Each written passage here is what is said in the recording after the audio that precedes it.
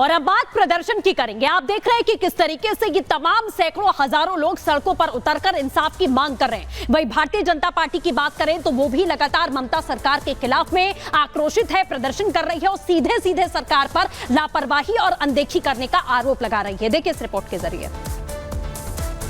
देखिए, हमारी मांग सिंपल है। कल सुप्रीम कोर्ट ने जो भाडिक दिया है, जो ऑब्जर्वेशन दिया है, इसके बाद पहले तो सीपी को हटाना चाहिए। Immediately CP should give the resignation and Mamata Banerjee herself should remove the CP and he should be sent to compulsory waiting. This is our first demand. Second demand is Mamata Banerjee को इस्तीफा दे देना चाहिए, क्योंकि काल की जो घटना घटी, कल जो सुप्रीम कोर्ट ने जो ऑब्जर्वेशन दिया वो पूरी तरीके से दिखलाता है कि इस सरकार के लॉ एंड ऑर्डर मेंटेन में फेलियर हुआ है और जबरदस्त फेलियर हुआ है। आज भी एक महिला का बॉडी मिला है आनंदपुर बोल के एक जगह में, हर रोज। इसलिए हमारी मांग साफ है कि पूरे स्टेट में एक के बाद एक महिलाओं के ऊपर अत्याचार हो रहा है, ममता बनर्जी को रिजाइन कर देना चाहिए।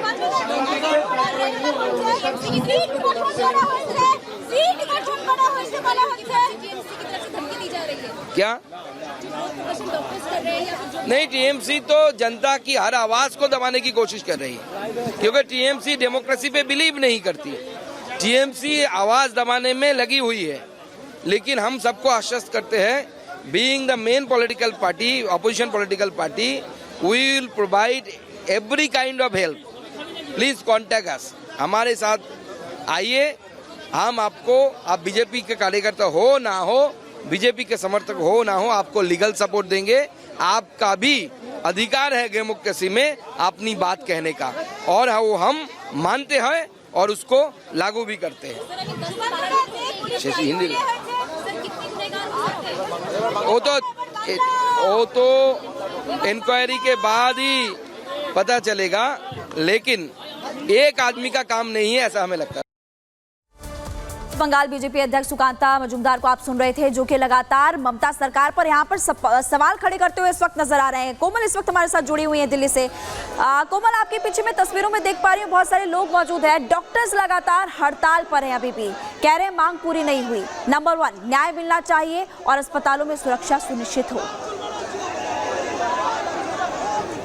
न्याय की मांग को लेकर के तो डॉक्टर्स यहाँ पे जंतर मंतर में एकजुट हुए हैं, लेकिन इसके साथ ही अगर हम बात करें तो देखिए सीपीए की मांग कर रहे हैं, यानी सेंट्रल प्रोटेक्शन एक्ट की मांग कर रहे हैं। लेकिन इस बीच अभी आगे थोड़ा आपको लिए चलते हैं, आगे की आपको अगर तस्वीरें दिखाएं तो देखिए किस तरह से ये नुक्कड़ नाटक के जरिए न्याय की मांग कर रहे हैं। नुक्कड़ नाटक के जरिए ये आरजे कर में जो उस दिन हादसा हुआ था उसको दिखा रहे हैं कि देखिए जितने भी डॉक्टर्स हैं जंतर मंतर में धरना प्रदर्शन जारी है, लेकिन ये अनूठा तरीका भी उन्होंने अपनाया है कि यहाँ पे बेसिकली देखिए किस तरह से नुक्कड़ नाटक के जरिए ये दर्शा रहे हैं कि किस तरह से आरजे कर में उस दिन वो घटना होती है, साथ ही साथ न्याय की मांग कर रहे हैं। हाथों में तख्तियां आप देख सकते हैं, सर्कल बना लिया इन्होंने और हाथों में इनके तख्तियां हैं। सुबह करीब 11 बजे ये प्रोटेस्ट शुरू हुआ है और उसके बाद से लगातार इनकी एक ही मांग है कि जब तक सीपीए नहीं बनता है, यानी सेंट्रल प्रोटेक्शन एक्ट नहीं बनता है, पूरी तरह से न्याय नहीं मिलता है, प्रदर्शन ऐसे ही जारी रहेगा। हाँ जी, पूरी तरह से न्याय नहीं मिलेगा, सीपीए नहीं बनता, प्रदर्शन जारी रहेगा। बिल्कुल अलग अलग तरीका अपना रहे हैं प्रदर्शन को लेकर के, लेकिन इस बीच आपको थोड़ा आगे भी लिए चलते हैं। देखिए लगातार यहाँ पे जो प्रदर्शन है वो बढ़ता चला जा रहा है, डॉक्टर्स का पार्टिसिपेशन बढ़ता चला जा रहा है। जिस तरह से लगातार सीपीए की मांग है, कहना है सीपीए जब तक नहीं बनेगा प्रदर्शन जारी रहेगा। जब तक ये हमारी मांगे पूरी नहीं होती, हमारी 2 मेन मांगे हैं। एक, हमें विक्टिम के लिए जस्टिस चाहिए और दूसरा हमें सीपीए चाहिए। जिस तरीके से दिन ब दिन हमारे खिलाफ, डॉक्टर्स के खिलाफ अगेंस्ट, मतलब देखिए सिर्फ डॉक्टर की बात नहीं है बल्कि महिलाओं की भी बात है। जी, महिलाओं की बात तो है ही। ऑब्वियसली ये सबसे पहले तो महिला सेफ्टी का इशू है ना। अगर आप आपकी ड्यूटी के प्लेस पे आप सेफ नहीं है तो आप कहाँ सेफ है? सर, कलकत्ता से एक ऐसी तस्वीरें भी सामने आ रही है कि जितने डॉक्टर्स वहाँ पे प्रोटेस्ट कर रहे हैं या कुछ प्रोटेस्टर्स हैं, उनको वहाँ के बंगाल की पुलिस उठा करके लेके जा रही है। I don't want to go political, उससे रिलेटेड आप RDSS स्टैंड ले सकते हैं, बट वी वॉन्ट जस्टिस।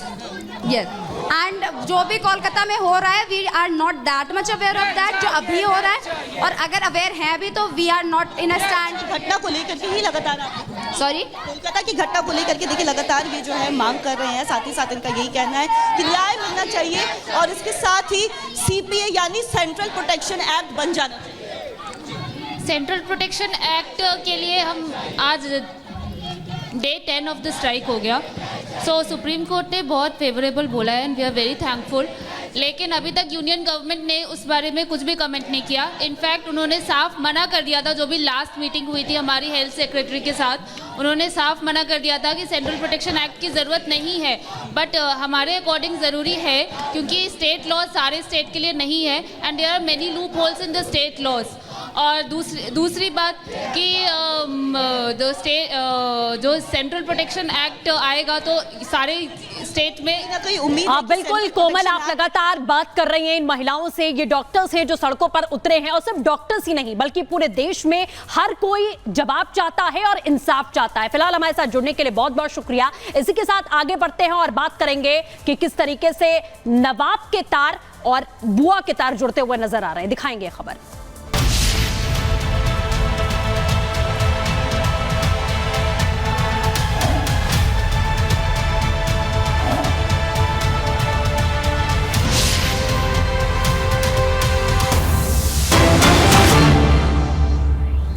इसी बीच एक और बड़ी खबर आपको बता दें, यूपी के कन्नौज रेप मामले से जुड़ी हुई है। आरोपी नवाब यादव के करीबियों को नोटिस जारी किया गया है। अवैध कब्जा पर बुलडोजर चलाने की भी तैयारी यहां प्रशासन कर रहा है। नवाब सिंह यादव के रिश्तेदारों की मुश्किलें अब यहां बढ़ती हुई दिखाई दे रही हैं। ये आपको बता दें, कन्नौज रेप कांड से जुड़ा हुआ ये पूरा मामला है और नवाब सिंह के भाई की गिरफ्तारी भी इस पूरे मामले में अब संभव यहां बताई जा रही है। ये बड़ी खबर आपको बता दें, अवैध कब्जा पर बुलडोजर चलाने की भी तैयारी यहां पर अब प्रशासन करने वाला है और इसी के साथ में आपको बता दें उसके भाई की भी गिरफ्तारी यहां संभव बताई जा रही है कि नवाब के जो करीबी हैं, जो रिश्तेदार हैं, उनकी मुश्किलें भी अब इस मामले में बढ़ती हुई दिखाई देंगी और आगे आने वाले समय में नवाब सिंह से जुड़े हुए कई लोगों की गिरफ्तारियां भी हो सकती हैं और उनके अवैध निर्माणों पर बुलडोजर का एक्शन जो है वो भी आपको देखने को मिल जाएगा। कन्नौज रेप मामले में पुलिस का एक्शन अब पूरी तरीके से तेज हो चुका है, पुलिस एक्टिव हो चुकी है और जितने भी लोग इस मामले से जुड़े हुए हैं उन पर कार्रवाई निश्चित है।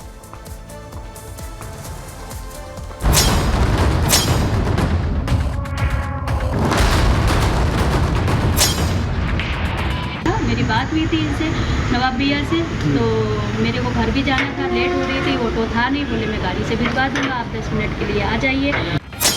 वो महिला जो रेप के आरोपी नवाब सिंह को भाई भाई कहते नहीं थक रही थी, जो अपनी भतीजी के लिए लड़ने के बजाय उसी पर सवाल उठा रही थी, आज वही बुआ पुलिस की गिरफ्त में है। लेकिन आरोपी बुआ अपनी भतीजी के लिए लड़ती भी कैसे, क्योंकि आरोप है कि बुआ ने ही नाबालिग लड़की से हुई घिनौनी हरकत में नवाब सिंह की मदद की थी। तत्समय समय मौके पर लड़की की बुआ भी मिली थी। शुरुआत में वो विवेचना में सहयोग कर रही थी, वो मुकदमा भी लिखाने आए थे। अगले दिन जब लड़की के माता पिता थाने पे आए तो उन्होंने ये बताया कि इतनी बड़ी घटना हो गई थी और लड़की की बुआ ने इनको कोई सूचना नहीं दी। उन लोगों ने भी लड़की की बुआ पे आरोप लगाए। अभियुक्ता को गिरफ्तार कर लिया गया है और इसमें तथ्यों के आधार पर विधिक कार्रवाई की जा रही है। पीड़िता की बुआ 7 दिन से फरार थी। बुआ कितनी शातिर थी इसका अंदाजा इस बात से लगाया जा सकता है कि उसे पकड़ने के लिए 6 टीमें लगी हुई थी। 7 दिन से लगातार चल रही छापेमारी के बाद पीड़िता की बुआ कन्नौज पुलिस के हत्थे चढ़ गई, जिसकी वजह से नवाब सिंह की मुश्किलें और बढ़ गई हैं, क्योंकि पीड़िता की बुआ ही रेप मामले की असली धुरी है। ऐसा इसलिए क्योंकि जिस दिन नाबालिग लड़की के साथ दुष्कर्म हुआ पीड़िता की बुआ वहाँ मौजूद थी।